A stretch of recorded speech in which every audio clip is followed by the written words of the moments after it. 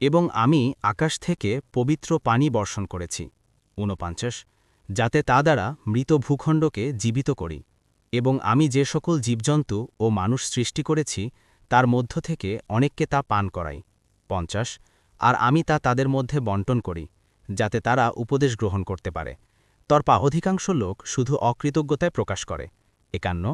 আর আমি ইচ্ছা করলে প্রতিটি জনপদে একজন সতর্ককারী পাঠাতাম ৫২ সুতরাং তুমি কাফিনদের আনুগত্য করো না এবং তুমি কুরআনের সাহায্যে তাদের বিরুদ্ধে কঠোর সংগ্রাম করো ৫৩ আর তিনি দুটো সাগরকে একসাথে প্রবাহিত করেছেন একটি সুপেয় সুস্বাদু অপরটি লবণাক্ত ক্ষার বিশিষ্ট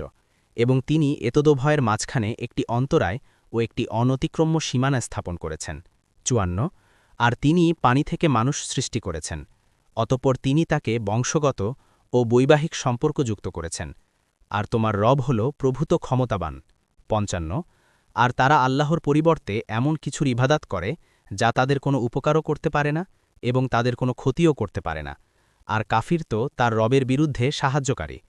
৫৬ আর আমি তো তোমাকে শুধুমাত্র সুসংবাদদাতা ও সতর্ককারী রূপেই প্রেরণ করেছি ৫৭ বল আমি এর উপর তোমাদের নিকট কোনো প্রতিদান চাই না তবে যার ইচ্ছা তার রবের দিকে পথ অবলম্বন করুক ৫৮ আর তুমি ভরসা করো এমন চিরঞ্জীব সত্তার ওপর যিনি মরবেন না